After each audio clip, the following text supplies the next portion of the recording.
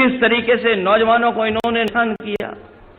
जो लोग ये दावा करते थे कि वन नेशन वन करा सकते हैं, जिन्होंने रिकॉर्ड बनाया नौकरी को लेकर के, हम 1 दिन में 2 दिन में इतने लाखों की परीक्षा करा लेंगे। लेकिन अगर आपने प्रयागराज में देखा होगा, नौजवानों को तो धरने पे बैठना पड़ गया। नौजवान वहां बैठ गए। सरकार अब बना रही थी उन नौजवानों के ऊपर, पुलिस से लेकर के न जाने क्या क्या इंतजाम किया इन्होंने। लेकिन मैं बधाई देना चाहता हूं प्रयागराज और इलाहाबाद के अपने नौजवानों को कि जिन्हें कोई परवाह नहीं की और वो आयोग के सामने बैठ गया कि जाकर के 4 दिन चलाया और अंतर्गत सरकार को झुकना पड़ गया, सरकार को स्वीकार करना पड़ा। मैं उन नौजवानों को बताता हूं कि जिन्होंने सरकार को झुकाने का काम किया। नहीं देखा होगा आपने, या आप याद करिए, पिछले वर्ष जब जेपीएनआईसी में जयप्रकाश जी की जयंती पर इन्होंने हम लोगों को रोकने के लिए जेपीएनआईसी में पूरी की पुलिस फोर्स लगा दी।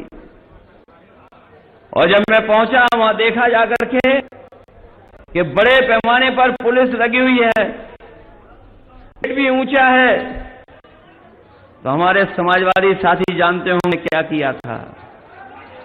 हम लोगों ने परवाह नहीं की, उस गेट को कूद करके हम लोग जा करके जयप्रकाश नारायण की प्रतिमा पर माल्यार्पण कर करके आए थे। इस बार भी इन्होंने वही किया, कहा कि इस बार भी नहीं जाने देंगे। उनके बड़े बड़े अधिकारी आए और बोले कि कृपा कर करके वहां मत जाइए, वहां जाएंगे तो हमें फोर्स नहीं पड़ेगी। तो मैंने कहा कि ऐसा करिए, अब आप प्रतिमा यहीं ला करके हम लोग माल्यार्पण करेंगे। और गलती से मैं ये कह गया, मैंने कहा कि जब तक प्रतिमा पर आप लोग ये लगा करके रखे टीन शेड, और जिस दिन हटेगी टीन शेड उसी दिन हम कूद करके जाकर के माल्यार्पण कराएंगे। और उसका परिणाम ये हुआ, अभी भी वहां टीन शेड लगी हुई है, अभी नहीं हटा पाए।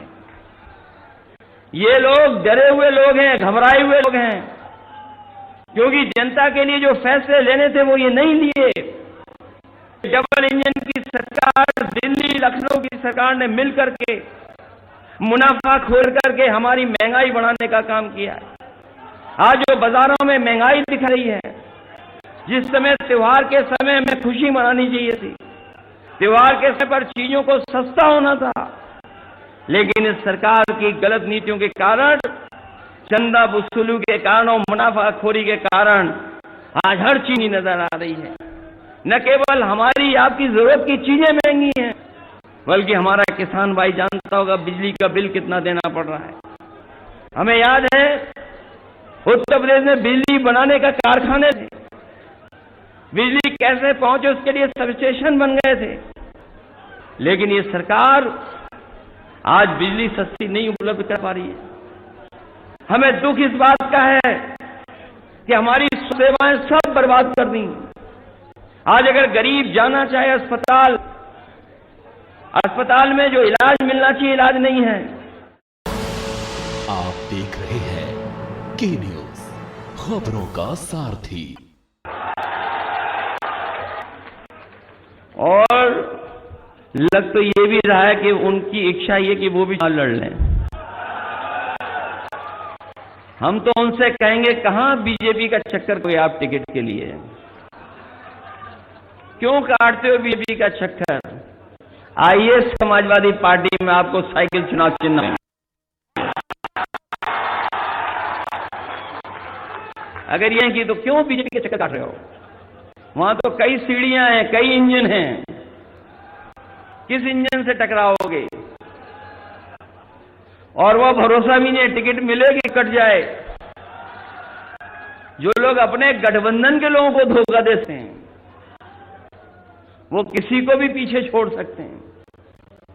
इसलिए हम तो जिलाधिकारी महोदय से कहेंगे कि जो बाबा भीमराव अम्बेडकर जी का संविधान है, जिस संविधान के तहत और जिस संविधान की आप भी शपथ लेते हैं, जनता की सेवा के लिए, संविधान की शिक्षा के लिए, लोकतंत्र को मजबूत करने के लिए कम से कम आखिरी समय पे तो ये ध्यान रखना कि लोकतंत्र को मजबूत कर करके जाना। और हम समाजवादी लोग हैं, घबराने वाले हैं।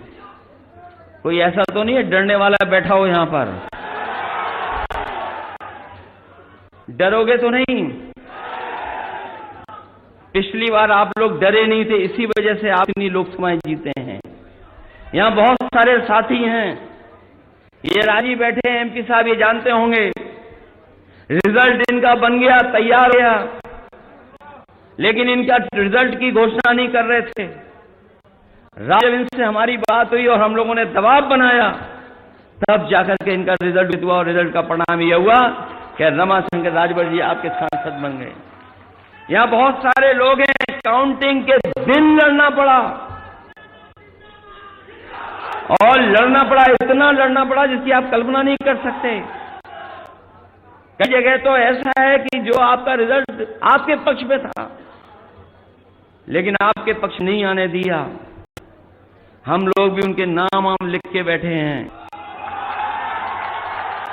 आप सरकारी सीसीटीवी कैमरे से तो बच सकते हो, आप सरकारी सीसीटीवी कैमरे तो बच सकते हो, लेकिन जनता की आंखों में जो सीसीटीवी का कैमरा है, उससे आप नहीं बच सकते हो।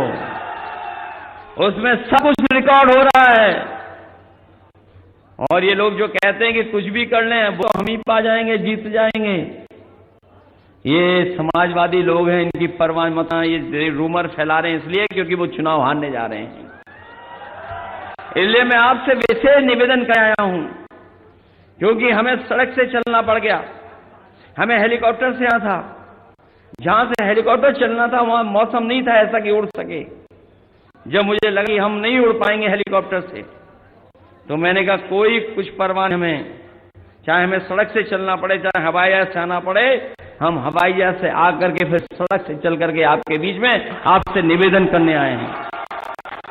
क्योंकि ये चुनाव लालजी वर्मा जी, प्रत्याशी शोभावती जी का तो है ही है, लेकिन चुनाव लखनऊ वाले इंजन और हमारे और आपके बीच में है।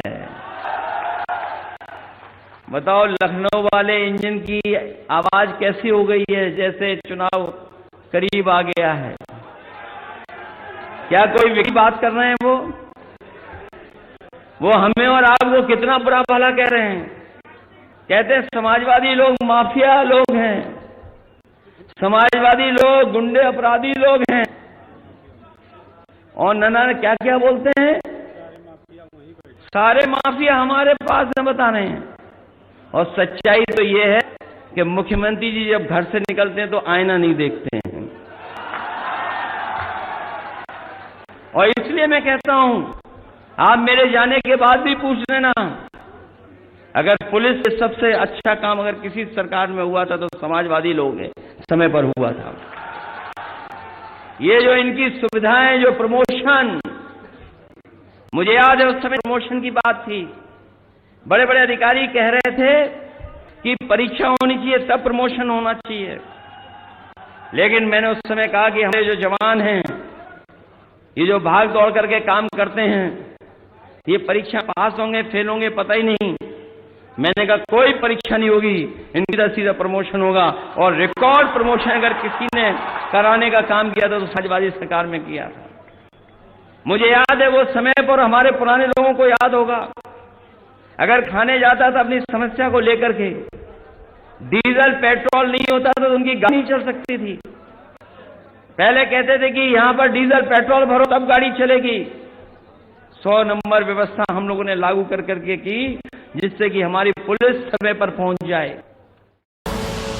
आप देख रहे हैं के न्यूज़, खबरों का सारथी।